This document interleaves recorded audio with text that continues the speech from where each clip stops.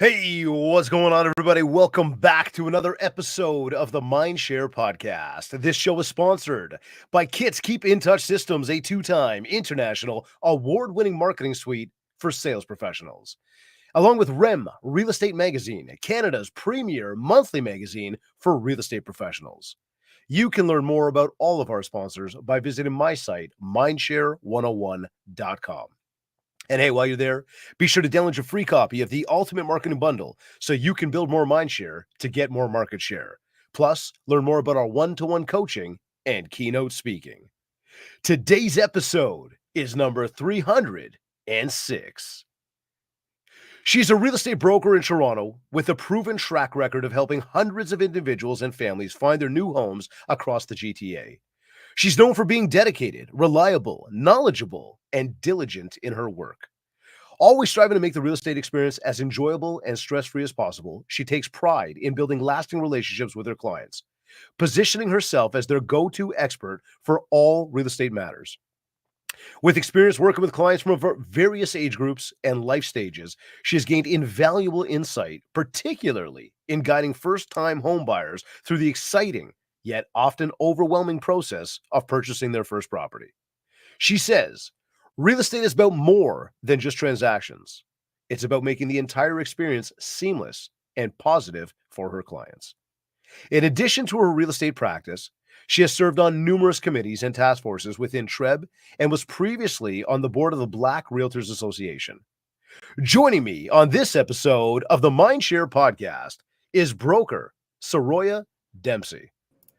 Hi. Soroya, welcome to the MindShare podcast. Thank you. Thank you for having me.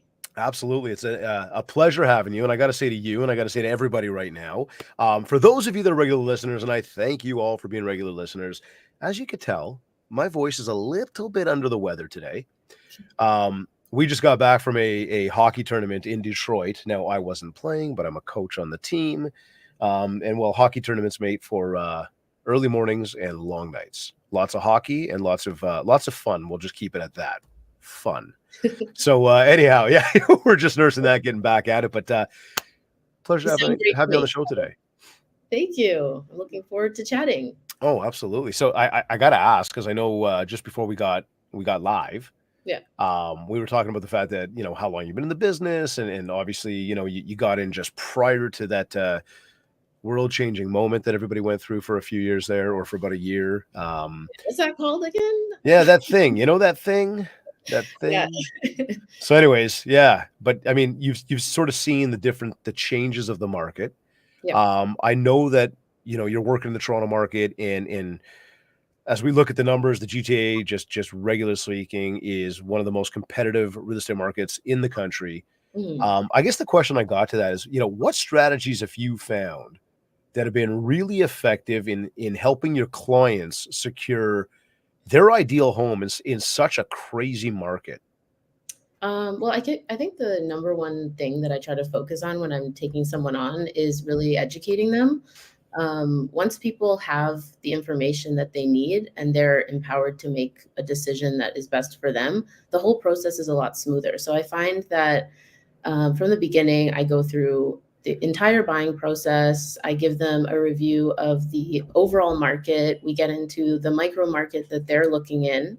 I always love to take people out once or twice just to see some places with a very low pressure kind of thing. If they do like a place enough to offer, then great. But most of the time, we're only going to get a frame of reference. So really it's about building, your frame of reference, educating yourself. I do the best that I can to educate them with market stats and my experience with, how to navigate negotiations with sellers, how to best prepare your property for the market. And so really, like, the biggest pillar of my professional philosophy is education. And like you mentioned in my introduction, I love to make the process fun and enjoyable, because it is a really exciting time in life. Like, once you get to that stage where you're actually looking to buy your property, it's kind of like shopping. We have a good time. I want people to feel taken care of. I hate shopping. It tries to be great. Like, my wife loves shopping. I can't say it. For a house is fun, though. So yeah, that's kind of how I operate, especially with my first time home buyers because they've obviously never been through the process before. And I think that there's so much information coming at people constantly because obviously real estate is something that no matter where you are in your journey, everyone is engaging with it somehow, whether you're renting or you're an owner or whatever, you're looking to buy your first place. So I think it's all about getting all the information first, taking time to get acquainted with the market, and basically, yeah, building your frame of reference by seeing properties. I think seeing properties is invaluable. You have to see places in person and to know value when you see it. Like, honestly, I don't like when I've taken my clients out once or twice and a perfect place comes along because I'm like, they need to see what else is out there to know how good this place is sometimes. You know, So, I really like that last part you just added in though. yeah. All too often, and this is a message to the entire industry right now. All too often, we jump in and say, "Okay, yeah, you found it. Okay, great. Let's write the offer." Yeah. We don't necessarily take a moment to sit back and think, "Is this truly the right place for them?" Mhm. We know what's out there. We know how much is possible just Yeah. because we live it, we breathe it.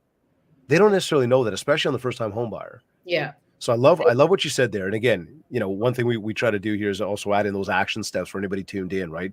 There's a lot of question asking, Yeah. which is fantastic because you're doing a lot of learning. Yeah. Then there's the process of, and all jokes aside now, going out shopping a little bit so that we can Yeah. see neighborhood, house style. Mhm. Does it offer the amenities that you're looking for? Does it Mhm. truly give you what you want? Yeah. And then it's also you kind of making sort of this almost internal decision, which really does sound like it's in the best interest of the clients to Yeah. go, is this the right place to be at right now? Yeah. Hey, I know you really like it, but let's just go look at a few more. Exactly. I I think think sorry. sorry, I was just gonna say I think there's something big to that because Yeah. again, what it says is, hey, I'm not here just to make some money. No. Yeah. I'm here to actually help you find the home.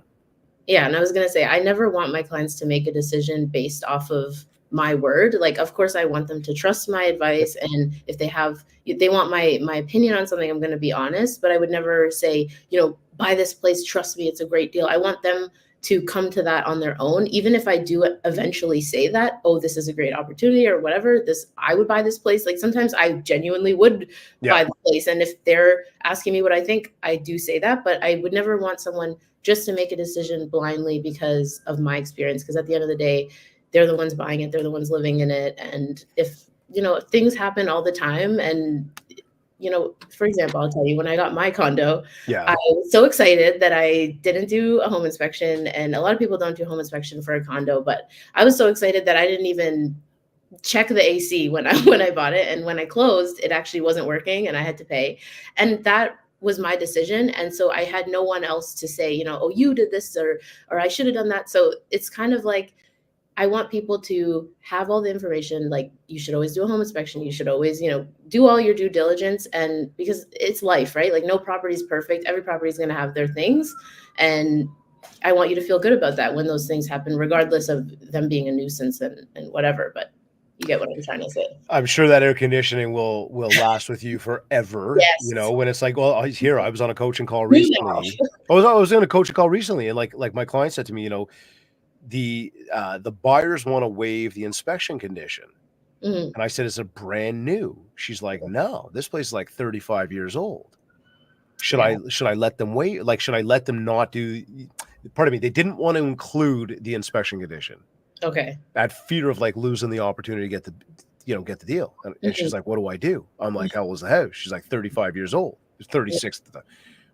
You have to include it. Yeah. Don't do this, right? She said, "Yeah, but they really don't want to. They want to move forward." This is why we're here. Mhm. Is to help guide people the right way. So I like that, and I know that'll stick with you forever. Yeah. Now you talk about understanding the market. Mhm. How do you keep up with market trends just to again ensure that your clients are positioned as well as they could be, Yeah. whether they're on the buying or the selling end? Like, Mhm. how do you keep up with them? And I guess to that, is there a daily task that you do to kind of keep yourself in the know? Well, I always keep up with the news. I also check I kind of do my own stats research Right. on my Yeah.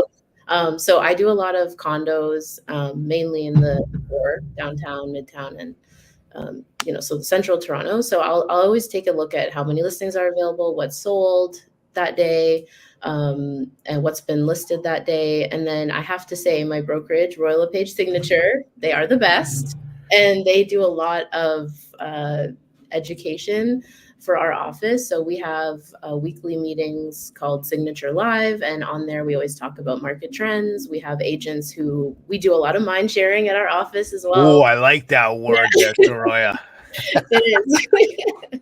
So yeah, everybody's kind of like a family, and we all share what we're experiencing and what we know. And then we also have reports from Urban Nation every month. We have our monthly stats that the office generates, and basically just studying those, understanding those. I like to take a look at an entire year, like month over month, and you can kind of see the trends of what's happening that way. And yeah, basically just staying focused on, I think, my main area, like keeping my finger on the pulse of what's going on there. And it changes so often. So like I went away recently for 2 weeks and I came back and I'm like, I have no clue what's going on in the market, right? Because it changes so often. Right. And yeah. Well, yeah, sure. With all those vacations you take, I mean, no, jokes aside, that was a little bit stalking on Instagram to see like Amalfi Coast and London and all this stuff.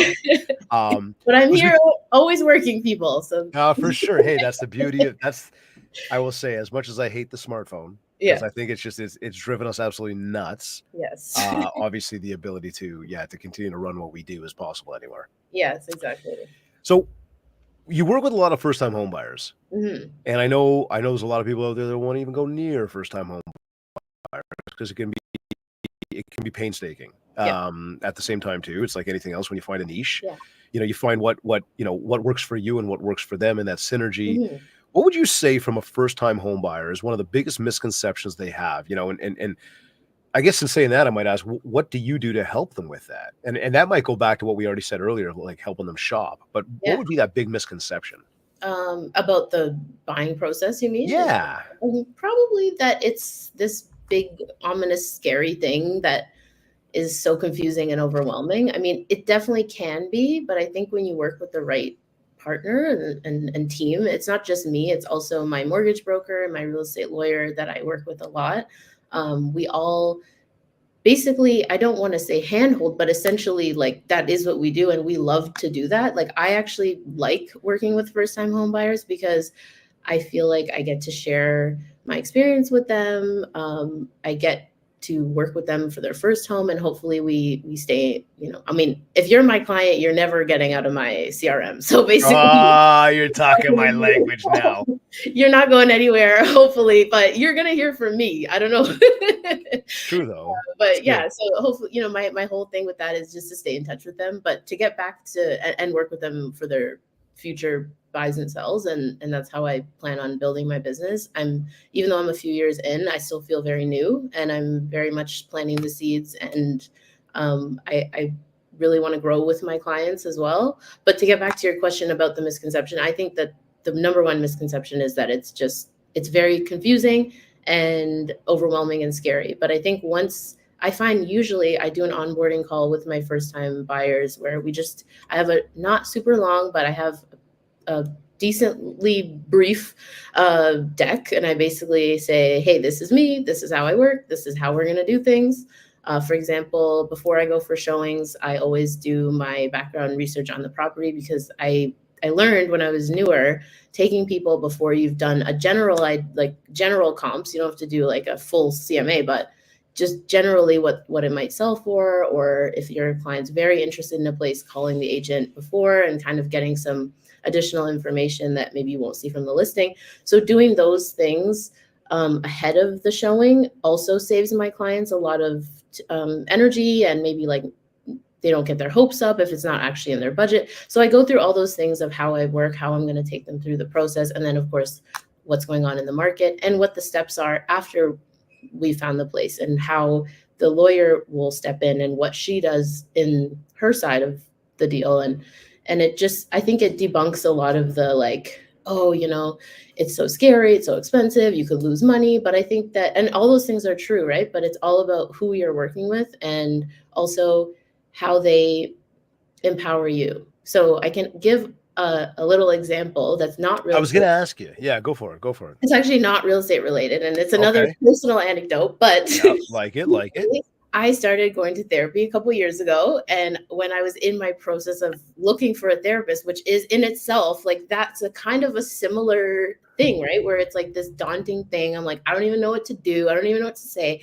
Who are these people? And I have to tell them all my secrets. And basically, the one I ended up working with, what I liked about her was that she encouraged me to interview other people. So she was actually the first person that I spoke to.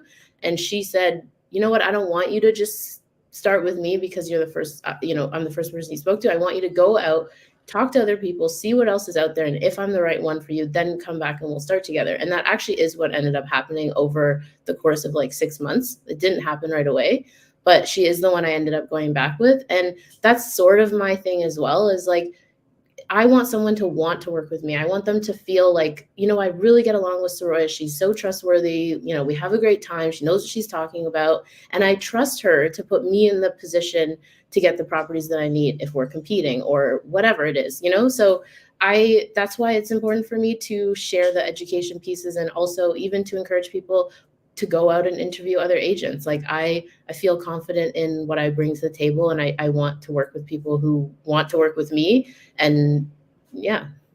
It's I like that. I like the fact that again, a lot of what I'm hearing today is that it's not self-serving. I say to anybody, of course we're out there to make dollars. Well, that's what we're here for. We have, whether it's just for ourselves, whether it's for a family, we've got to put food on the table. Let's just Mhm. call a spade here, right? Mhm. Um, I take a lot of pride in helping people. Yeah. I take a lot of pride in watching people succeed. I take a Yeah. lot of pride in it's not about my dollars. I know that if I help enough people, I'll be Mhm. fine. I'll be good. I will have more opportunities. Yes. And I will say that again, from a perspective of being in this industry as long as I have been, we see a lot of really bad agents, like people who are not there to help their clients. They're there just to be self-serving. They might tell you they're there to help their clients, but you can tell all of their actions Say the are just to opposite. make the dollar. Yeah. It Yeah. totally.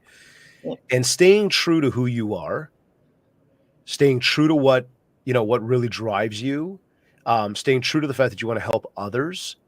When you stay true to that and you are not chasing the dollar, but you are chasing the success for others, Mhm. the dollars and your own personal success will continue to find you. Yeah. I So I mean, you obviously know that because you're living it, you're breathing Yeah. it, you're succeeding from it. Yeah. I just want to reinforce that for you. A lot of the things you're saying Thank today, obviously, it's the right mindset.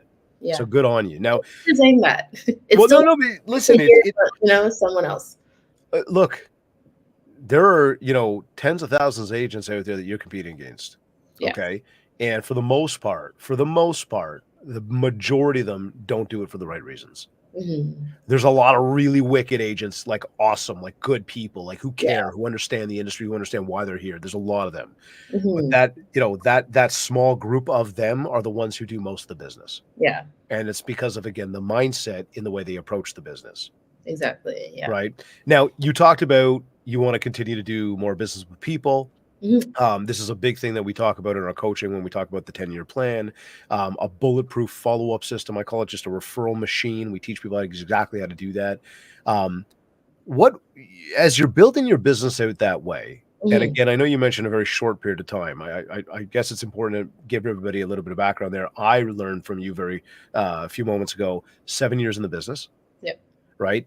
So it's not the shortest period of time. You didn't just get in here yesterday. You've got some experience under you now. Yes. Um, hence how you got here on the MindShare podcast. Congrats. It's awesome. It's awesome. But what I'm curious to know is like as you're building that reputation with your clients, and you're establishing those relationships with your clients, what are some of the key actions that you're taking? Maybe some of those best practices or even some of the marketing channels that you're using Mm. to maintain and drive that sort of referral business, that ongoing repeat. Yeah. Well, Instagram is huge for me. Okay. Mm, I find my focus is not as much well, at the moment, maybe that will change. I think it should change. My focus is not currently about reaching new people as much as it is to stay in touch and remind the people that I've already come into contact with that I'm an agent. And, I'm pretty good at it, I'd like to say. So Instagram has been great for me in that way, and staying in touch with my clients through social media, but also Again, at Signature, we have a great team of management who's always encouraging us to stay in touch, have one initiative a month that you do for your clients. So, at Christmas time, I'm always sending Christmas gifts and Christmas cards. I do seminars. I will send it out to my clients and say, if you have any friends or anyone who's looking to buy, we're doing a first-time home buyer seminar. It's free. I had a big birthday party last year. I invited all my clients because I was like, you know what? These are like my friends now at a certain point too. A lot of them, we end up remaining in touch and we build a really strong friendship as well. And basically just always sending out information, letting them know what's going on in the market. I have a newsletter. It's honestly like 10 or something things that are constantly happening, and they're probably sick of hearing from me, but I'm going to keep doing it, as I said. So Hey, question for you. It's been great. Mm-hmm. If I said running shoes, what's the first brand you think of? Right now, I'd say Asics, just because I have. Give me the first one that came to mind. Nike. Thank you. What about if I said fast food? McDonald's. Thank you. And soda pop? Coke. Thank you. Yeah. So neither of any of those three companies, they didn't care how much we were exposed to their brand. Yeah, that's true. And you just did that. I know you started with Asics, but I was like, come on, be real with me. You're like, all right, fine, right? Like Nike. Okay. Think about that though. Nike, Coke, and McDonald's. And I know for those of you that are regular listeners of mine, you've heard me do that many times before, but amazing how it always ends up being the same three answers. Yeah. Okay. Yeah. They don't concern themselves too much about how much they're in our faces. Mm-hmm. They continue to be in our faces. Yeah. And although those three companies, you may look and be like, I don't know even how much advertising I see from them anymore, because they're just everywhere. Mm-hmm. And they've developed that with us as a society. Yeah. And so when it does come back to your marketing, and I know you said, like, however you just worded that a moment ago, of like being there too much, or if it's too much, whatever. Look, if people want to subscribe, they can unsubscribe. Yeah. If people want to unfollow, they can unfollow. If they want to scroll past and just not unfollow, but just not read or listen, they can do that. Mm-hmm. The key is, if you don't want to be there out of fear of whether or not they're going to do that, then you will not be there. Yeah. And therefore, you will not come up in that conversation when somebody says, real estate, Soroya. You know what I mean? Mm-hmm. And so good on you for doing it. I needed that. Sometimes it's hard because I'm like, I find in the beginning, it was really tough for me to self-promote.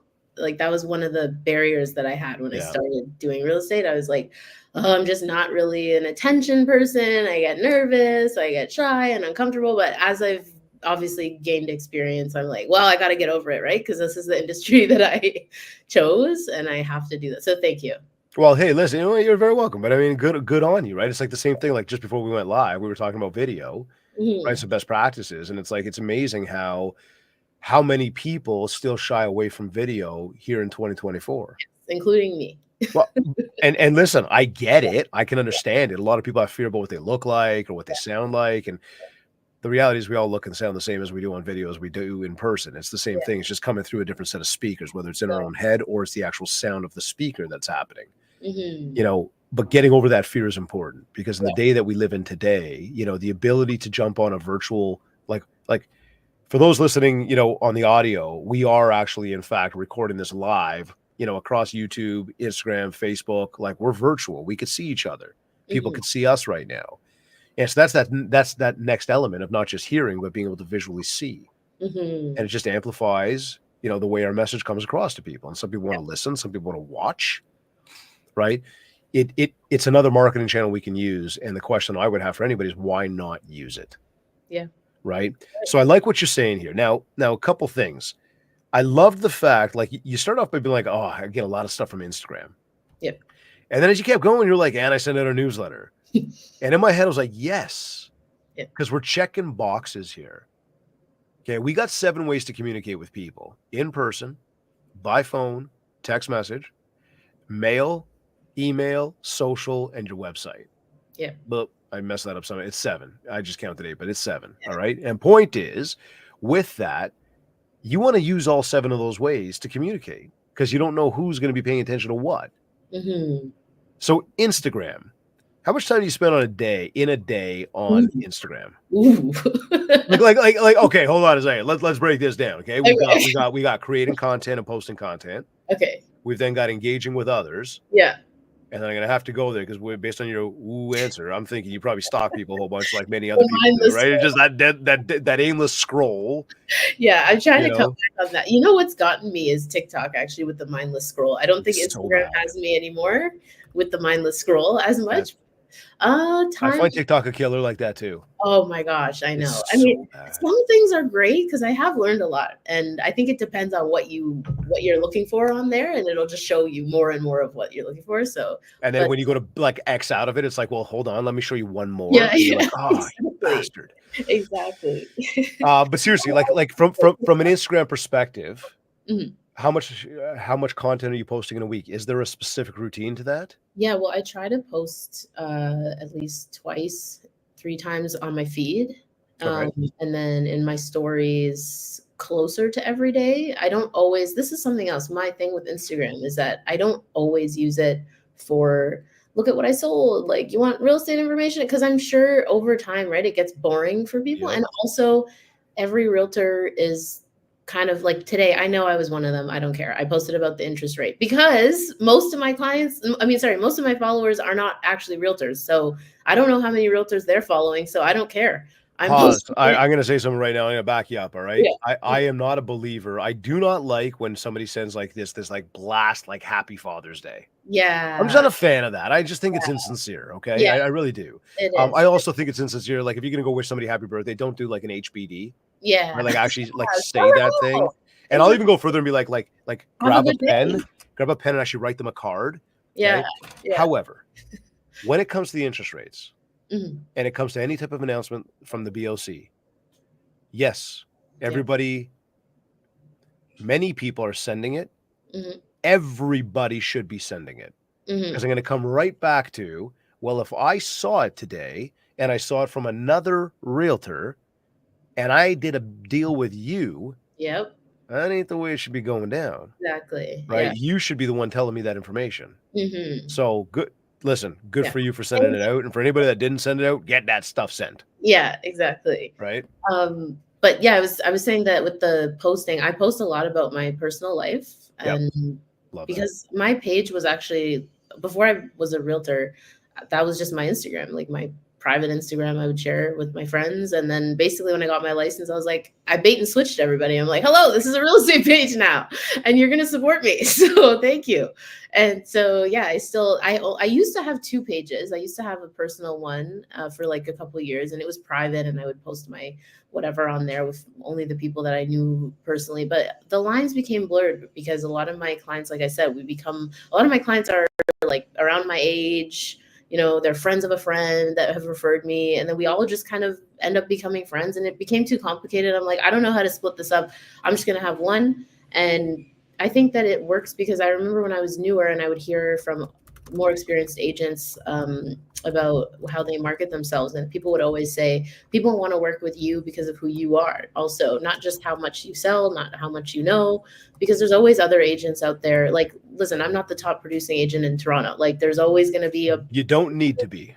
yeah, and that's the thing. Like, it's about how people want to work with you because of who you are. And so I'm like, well, how are they going to know who I am if I never and here comes the me not going on video thing, which I need to start doing. But yeah, if I'm never sharing my personality and I'm never sharing my interests and what I'm doing on the weekends or the trips I go on and things like that, then how is someone supposed to feel connected to me? Or how are my clients who I've already worked with supposed to know what's going on with me too? Like, I want to genuinely keep in touch with people and have them know what's going on with me. And so I post a lot of personal stuff too. So maybe out of like the 3 posts in a week, I'll post one personal on the feed, post a lot of personal stuff in my stories. Yep. And yeah.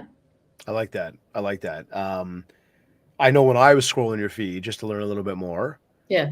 and again, I'm all East Coast and London, Chicago. Like, but I'm saying like I love I got to see this. you, right? I got to see you with some of your girlfriends. I got to see you Yeah. smiling. I got to see you like in real life scenarios. And then Yeah. yeah, I saw some real estate stuff as well, but I didn't feel like I got hit over the head with real estate. Yeah. Thank You you. know, Great. That's what I'm well, going for. it's important though, right? Like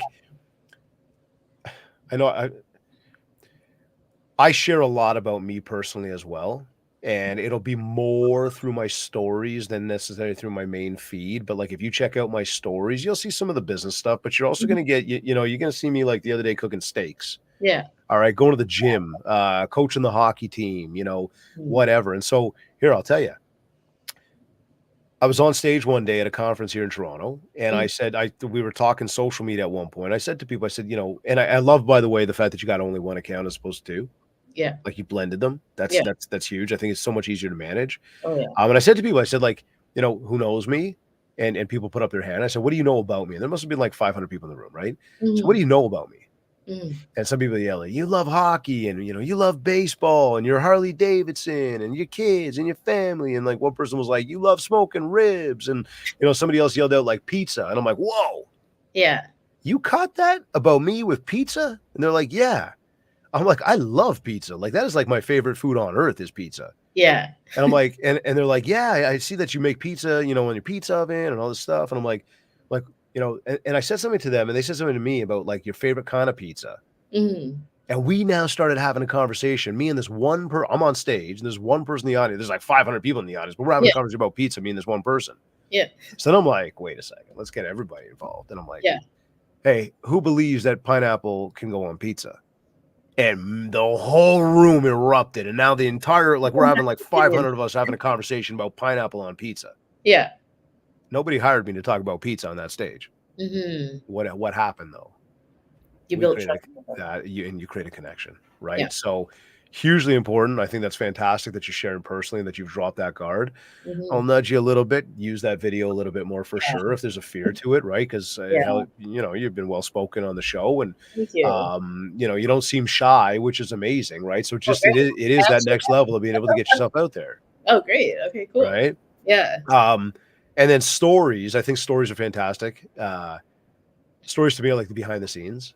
Mhm. It's like the raw real, Mhm. like it's like I'm here right now. I'm here. Whereas Yeah. like the feed kind of lives, Mhm. so it's great that you're trying to be there like once a day. And I think that stories have to be my favorite online hack to build mindshare. Mhm. It's free. Yeah.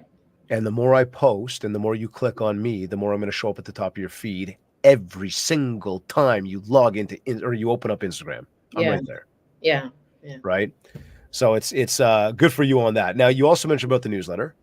Yes. How often does that go out, and kind of what kind of content do you put out there when you do it? That's once a month. Okay. It's usually heavily stats related. So the previous month stats that come out, we send those out, send graphs out so people can really see, like, even if they're not looking at every single word, right? They can see trends. I also will include any listings, any new client reviews. Sometimes we include restaurants and things around the city. So pretty much kind of just mostly stats with a sprinkle of a summary of what's going on in the market. And then, yeah, any listings or just stuff, Toronto related Cool. material. No, it's cool. It's just it's interesting, right? Like sometimes people go down a different road with it, Mhm. sharing a little bit more personal anecdotes, maybe. Yeah. And a good thing to think about too is always, can I share a personal story of something that happened with a client? Mhm. And we don't necessarily need to name the client or give the details of the property or whatnot, but just the overall story. It's like if you took bought a condo, didn't do the home inspection, and then had to replace the air conditioner. Mhm. There's a story, but that and again, everybody tuned in, pay attention to this. That instills a little bit of fear Yeah. in the person watching, and then goes, oh, maybe you could keep me safe here. Maybe you can help me, and Yeah. then instill some trust as well, Exactly. Yeah. right? Now, I guess for again 7 years in the biz, if you go back to day one, if you had anybody else that was just starting out in the business, Oh yeah. what would you tell them right now about sort of the importance of the database Mm. and the ability to foster those longer term relationships with people? Hmm. I would say not to be shy because you don't have experience yet. I think that was something that I struggled with reaching out to people that I knew or like people that I had worked with for rentals and stuff. First of all, when I was new, I did any rental. I didn't care. I did basement studios in Scarborough. Like I did whatever just to build up the client base. But I think the biggest obstacle is just honestly educate yourself, know about the market, and you'll be able to speak on it from a place of authority and a place of expertise. And it doesn't matter how many deals you've done or if you haven't done any deals yet. Just continue to reach out to everyone that you know. Even if you don't think, oh, I haven't, or even if you think this person's not going to want to hear from me, blah, blah, blah. Like, you don't actually know. A lot of people are willing to work with someone that they kind of know, but not too closely, because maybe they don't want to work with someone that they know really well or whatever. You know what I mean? So I think it's about just keeping your doubt at bay and kind of, my sister always would tell me, fake it till you make it. Ever since I was in high school, she always said that. She's older than me. And that's kind of one of the things that stayed in my mind when I was new. I was like, okay, well, I haven't, at this point, I hadn't sold a house or a condo, and all I had done was a rental, but I knew what was going on in the market. And that's kind of what I leaned into when I would talk to people and let them know, hey, I'm a realtor. And honestly, don't be scared to ask for people's business. I think that sometimes like seems taboo, or you don't want to come off like a greasy car salesman or whatever. But sometimes it is fine to just be like, hey, I'm doing this now. I know a lot about it. I can help you out. You let me know if you know anyone. Just do it. Just don't let the self-doubt kind of paralyze you, because if it does, then you're never going to get anything done. So Cool. I like those wise words there. Definitely. Right. It's just do it. And that's where, Nike put that in yeah, place for a reason, but it's so true though, right? It's so true. yeah, Is get at it, right? If you want it, you got to make it happen. Nobody's going to do it for you. yeah. And by the Right. way, I still deal with this every day. Like, this is not something that I feel like once you know, are like 5 years in, then it all evaporates. Like, there's always going to be self-doubt. There's always going to be like, I think you'll always have to push yourself and remind yourself that you're able to do it. And if you put your mind to it, you can do it. Because honestly, it's a really tough business. Like, I'm not going to pretend that it's been fun and easy Yep. for me this entire time. I've had times where I do let the self-doubt kind of take over and I drop the ball on things, and there's an immediate reaction either way. Like, if you don't do the things you need to do, you're going to feel it. If you do the things you're supposed to do, you're also going to feel it. So yeah, I don't think Okay. that's something that ever goes away. And so I got to ask you then, Mhm. because we have, when I run the timeline, chronologically of like when you got in the business Yeah. and kind of the way within probably your first, well, you were in a really great market when you first got in. Hmm. You then went through a really, really crazy market in a good way Yeah. throughout that time of the pandemic. Yeah. And we have naturally seen things change over the past, year and a bit. And again, I suspect we're into this for the next 12 to 18 months before we really gain that forward momentum again. And that just has to do with, rising costs of living and the interest rates. And I know that we're seeing things come down, which is fantastic. Hmm. But everything takes time to change. A lot of mortgages are coming up for renewal. So Hmm. again, times change and things happen. But the specific to the question would be around the challenges that you do face from a mindset perspective. Yeah. How do you stay motivated during these times? Like, what do you do for yourself? And maybe what advice can you give to people about that? Yeah. Well, that's a it's interesting that you asked that, because I'm actually going through a time right now where I am in the process of kind of kicking myself in the butt, because Yeah. I have had a harder year than maybe I had hoped for. And I would say mindset wise is, again, leaning into the confidence and the things that you've experienced. And something that I started doing recently is to start my day with a mindset podcast. So that's been really helpful. I really like Mel Robbins, not telling anyone what Oh, to she's listen awesome. to, but I She's love her. awesome. Yep, she's Yeah, awesome. and one of the things that she Five, said, four, three, two, one, go. yes, So one of good though, right?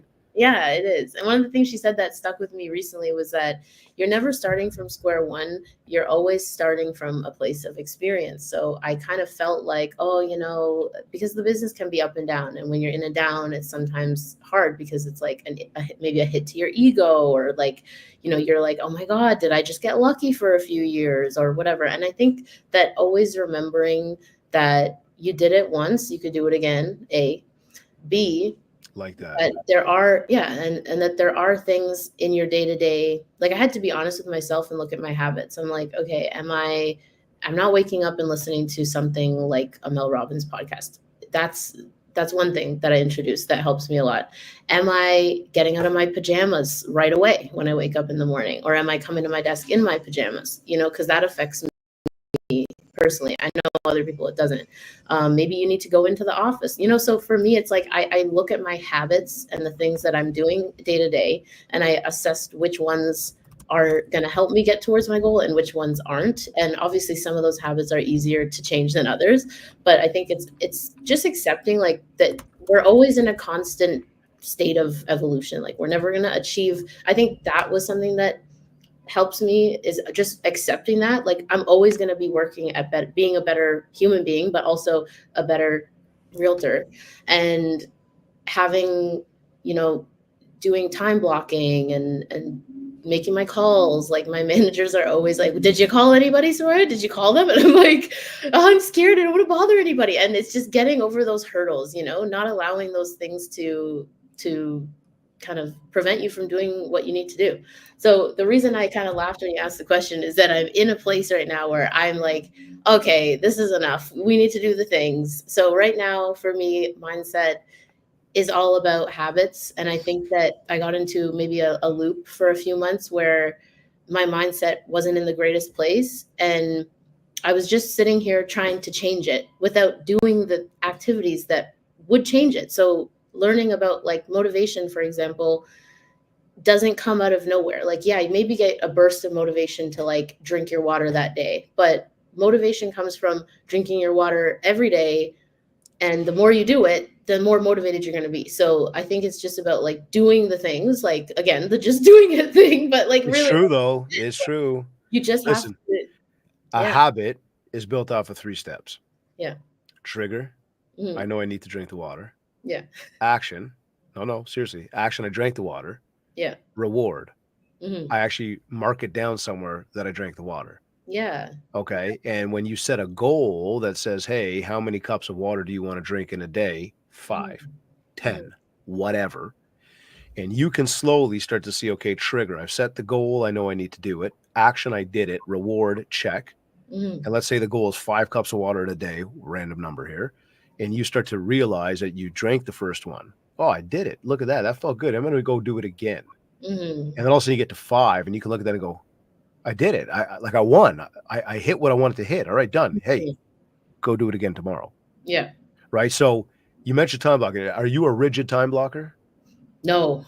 Okay. Okay. All right. I All am right. That's working honest. That's honest. I like that. She's like, I do my time blocking, but I don't really do my time blocking. I do my time blocking. Not super rigid, but I do have tasks that I do like every day. You know what I mean? Like I'm going to go on Realm. I'm checking what's going on, Yep. whether that's, in the morning or night. Like this is something I'm working on too with myself, is like maybe having my mornings be for me and my emails and my market blah, blah, and then the afternoon. So it's more like I have a checklist of things that I do every day, but am I like, oh, it's Tuesday, it's 9 a.m. I gotta, from 9 to 12, I'm doing this. I'm not there yet. I would love to, because I feel like that would make life way easier. But it's tough, obviously, because our schedules are so all over the place. But I think that as long as, for me right now, as long as I do what I said I need to do in a day, then I feel good about that. Okay. Okay. Do you journal? I do journal. Yeah. Okay. Good. Good. Is that a daily thing? Yeah, I do it at night. Yeah, before bed. Cool. All right. Good. That's another thing that helps my mindset for sure, Yep. is just writing down all the good things that happened in the day, because obviously that can be eye-opening if you think you had a bad day, but really sometimes if you write down. There you go. There you go. What about reading? Any do you read it like regularly? Yeah, I do read. I have been, again, recently reading more than the last couple of years. When the market was really busy, I honestly didn't read. I would read maybe like 2 books in a year. I watched a lot of Netflix and hung out with my friends if I wasn't working. But lately I've been trying to read for an hour or 30 minutes before bed. That also helps me get to sleep better than TV. Yeah. So yeah, it's honestly like it's a lifestyle. Really, being a realtor. It is. Yeah. Right. Yeah. Like you got to remember too, right? We only have so much time in a day. Yeah. And I mean, when we unearth it and we all unpack what it is that we do in a day and the way we operate in a day, we start to find efficiencies or where we're inefficient with Mhm, our time. mhm. And overall, that inefficiency then can lead to the negative mindset because we either beat ourselves up about what we haven't accomplished.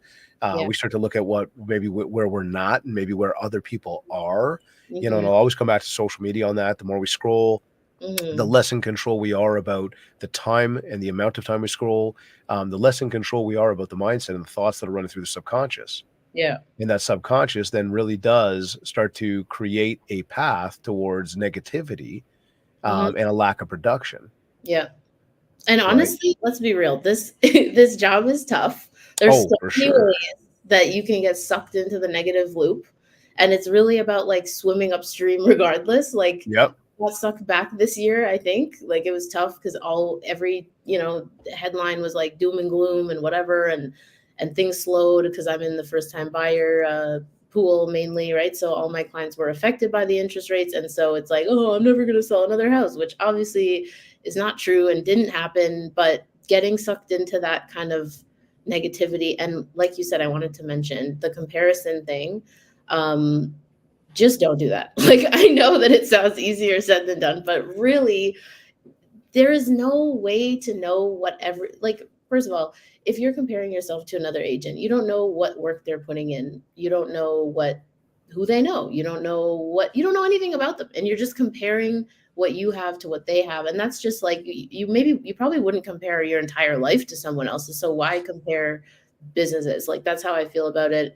There's always gonna be someone better than you. Just focus on you and how you can be uniquely yourself and how you can be the person that people want to come back to. And I think that, again, not saying this from a place of it's never happened to me. I'm saying this from a place of it used to happen to me, especially when I was newer. I thought, like, oh, I can never be as successful as X person. And it really just, again, the mindset, it gets you into the wrong thing. Like, you're focused on what other people are doing and not on what you could be doing. And that's really where, you know, basically you're self-sabotaging, basically. That's very well said. Yeah. And, everybody, we're talking to Soroya Dempsey today, talking about mastering real estate, how she helps clients thrive in a competitive market. Soroya, you've also, and I think what you just shared is fantastic around, keeping in touch with clients and what we're doing to market ourselves and the mindset that we Mhm. need to have in order to not only succeed for ourselves, but help our clients succeed, which we did together establish off the top of the show. The more we can help them succeed, the more we will succeed. Yeah. Um, Now you've also been very involved with both TREB and the Black Realtors Association. Yes. I know, I spend time volunteering Mhm. in different places as well, and I know that the added commitment to time that takes, Mhm. and what it may in once in a while take away from me maybe growing my business, and I'm talking like specifically focused on the business.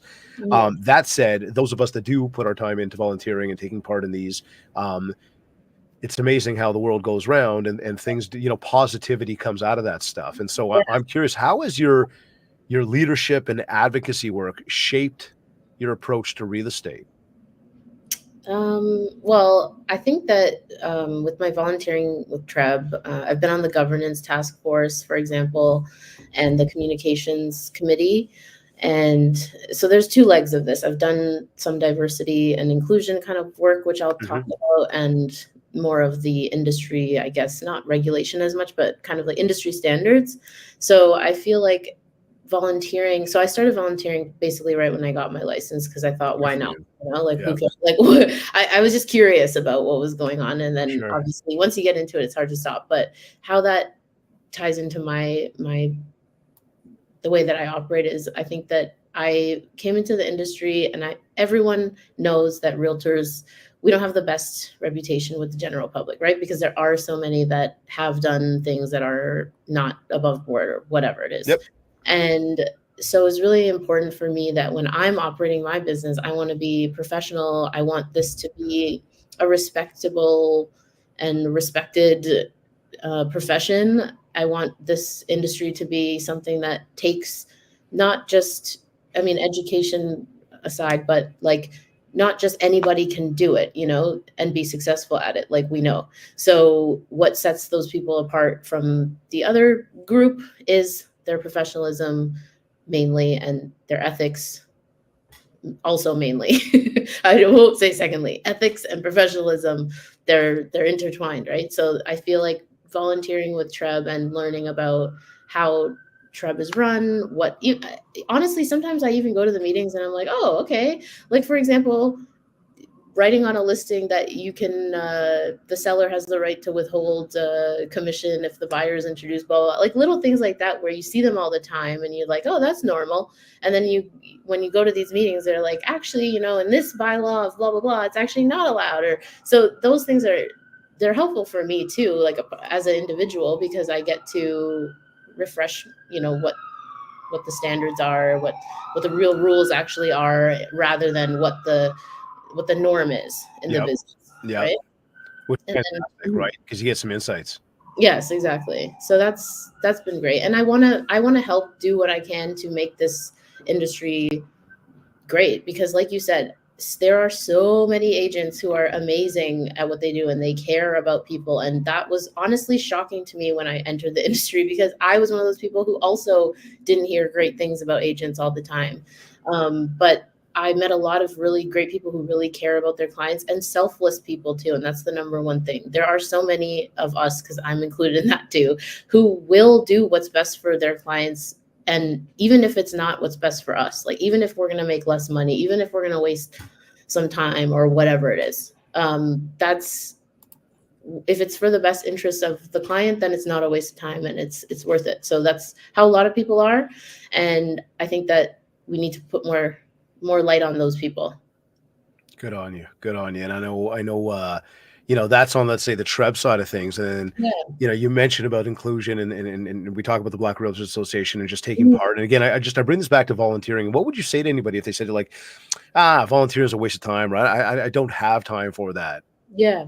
Well, I think that it brings you a well-rounded sense of being a professional. Like, I think that there's more to being a realtor than just selling homes. I think it's also important having relationships with other agents, because sometimes the deal is not done because you have the highest offer, right? It's because the agent trusts you and knows you or whatever, or how you carried yourself, even if they don't know you, how you carried yourself throughout the transaction. So I feel like just it's not just about dollars, it's also about making connections with people and doing your part to make sure that the industry is something that you're proud to be a part of, and not just something that you're there because you can make a check. And yeah, that's basically, that's what I think. Hey, So listen, it's a people business, right? yeah, The yeah, more we can speak with people, the more we can be involved with people, the more people we meet, the more people we meet, the more people we can build relationships with, the more relationships we build, the more opportunity we yes, create. And exactly. that could be, again, to monetize or not monetize. That could be simply Mhm, to help somebody, right? exactly. So as we look at the market then, and we sort of, look ahead and Mhm. what I guess maybe insights have you got, or where do you see the real estate market heading in this, coming maybe months, maybe in 2025? What are you preparing for? What do you think everybody else should be preparing for? Well, I'm preparing for a lot of my buyers who are on the fence this year to want to start looking again. I don't think that people are going to be like rushing to buy. I think condos are going to be still a little bit slower than houses for the next probably year. But I think that there's going to be so much opportunity that basically what I'm trying to do right now is keep everyone in the loop of, hey, like not just interest rates are down, but I'm like, hey, um, there's X amount of listings available in your building, or this unit's been sitting and you're renting. Like, how do you feel about, what would it take for you to maybe want to buy instead of rent or whatever? So basically just reaching out to everybody, renters, past clients, like doesn't matter what they're doing, but all past clients, again, ask for referrals. You don't have to say, hey, give me a referral with a knife to their throat, but you can say, like, if you Have the know conversation. anybody, right? Yeah, like this is what's going on. I think that it's going to be a busier year next year. Um, and I'm basically just preparing my buyers with, again, education. I'm taking some buyers out right now, and I know they're not prepared to buy until the new year, but we're already looking because I want them to see what's going on. And um, Yeah, I think that things should, oh my God, hopefully, I think that things should pick up and You know what? Again, look, I will say, first of all, the preparation, the yeah, conversations that are being had now, all the yeah, preparation that's happening now, that's gonna be what it's like planting a seed, right? It yes, doesn't just sprout overnight. It's gonna take time. You got to water that, yeah, and so that takes time to grow. And yeah, the conversations that we have now with people are what set us up for the opportunity tomorrow. And tomorrow could be tomorrow. It could be next month. It could be next year. It mhm, could be in a few years from now. But much the same. Even go right back to what you said, like earlier in the show of like people don't come off the database. Good. no, They shouldn't. yeah, Just keep them there. And if they decide they want to work with you, great. If they don't work with you, that's okay too. But the more exactly. people we can speak with, the more opportunity we can create. Yes, You know, exactly. and I will say too, from an opportunity perspective right now, as we do look at a lot of mortgage renewals that are going to be coming up, there's going to be some people that realize they go, oh shit, I can't do this. And there will be some opportunity coming from that to be able to move some properties. I Yep, believe that any buyers that are on the fence right now are poised to be able to take advantage of some good deals. mhm, So there's good things coming. There really are. And it's that adage of, what goes up must come down. yeah. What goes down must go up. Right. And like you said, being in people's face, basically, like you got to be there when they're ready. So if you're, my whole thing is like usually by October or November, I'm already mentally, I'm like, oh well, this year's, I've done what I've done, right? It's on Yep. to the, Yep. on to the next year, on to the next quarter. And so yeah, talking to as many people as I can and trying to meet for coffees and just see what's going on with people too. Because even if someone is not moving or ready to buy, you don't know who they know. So I think every single opportunity you have to see someone or talk to them is great. Like in January, I met a renter client for brunch. And on Friday, I forgot I had referred her to an agent in the Niagara, kind of like west of Toronto. I forgot I had referred her. And then on Friday night, I got a text from her, oh my gosh, we bought a house. Thanks so much. And we're closing. And it's like, that's a referral fee, And that was just like, that was fun for me. I like this girl. We met up for brunch for fun. It wasn't even like, because I wanted something from her. So that was also a reminder from me, or a reminder for me to just get out, get on the phone, probably go on video. But anyway, Well, hey, listen, you do a lot of good things out there. I'm curious, you've gone through your entire day. yeah. You've done everything you wanted to accomplish on that Mhm, list, and you're feeling good. I love the fact that you're writing the gratitude journal. I think it's huge. mhm. Um, you're about to read or maybe start to close your eyes, but how do you know it's been a successful day for you? Oh, um, well, I think that I try not to measure my success in terms of my results. I focus on the things that I need to do. So if I feel like I've done the things that I said to myself I'm going to do, then that's where I feel like it's a successful day. Nothing feels worse, right, than betraying your own kind of self by saying you're going to do something and not doing it. I think there's honestly not much worse for your self-esteem than doing that kind of thing. So yeah, that's what I would say. Like anything that I at night, because I journal at night, I also say like, what do I want to accomplish tomorrow? And Yeah, I try not to have interesting. like a list of like 10 things because it's not realistic. So I try to keep it to three. And it's not, excuse me, Yeah. always work related. It could be like my water or like I'm gonna not watch TV tomorrow. I'm gonna read. I'm gonna whatever. So just have like two or three things that you want to do the next day, and you could build on those, or you could not build on those. But I stopped saying I'm gonna do things if in my back of my mind I knew I probably wasn't gonna do it. And I know maybe that's not the best advice because a lot of people say, "Oh, don't listen to yourself. Just do the stuff." But sometimes, like if I know I'm not gonna come on here and film 5 reels tomorrow, like I'm not gonna write it on the list because I'm Right, just gonna right. feel crappy if I don't do it. So yeah, that's kind of Okay, how I cool. manage it. No, I Yeah, like that. I like that. First off, your answer did not revolve around money. yeah, So a lot of people equate that word success to money. yeah. I like the fact that it didn't come up. And in fact, I would tell you that, for all the times we ask that question, we ask it every single show, as all of my regular listeners do know. Once again, the word money did not come up. So good on you for that. I think that the journaling is absolutely crucial to be able to internalize. I would add on that if it's like you're not going to do 5 reels, cool, but like what about one? You know what I Yeah, mean? Like write it down, simplify that shit, right? Like yeah, and like once you totally, simplify it, totally. things start to come to life and then Yeah, trigger action reward, bang, it becomes a habit. Now it's yeah. consistent. And now it's like, okay, what more can we take on? Oh yeah. Soroya, this has been absolutely amazing. Do you have any final words? Where can people find you? Do you have any final words of wisdom you want to share everybody so that they can get out there to build more mind share to get more market share? Well, my Instagram is Soroya.Dempsey, and that's my main social media account. And then as for words of wisdom, I would just say it sounds really corny, honestly, but to believe in yourself, because I think that that is the biggest thing. Like if you are not on a team, like me, I'm an independent agent. And sometimes the self-doubt is just louder than your confidence. And I think it's about like kind of pushing through regardless of how you feel that day. And that's my piece of wisdom, I guess. Yeah.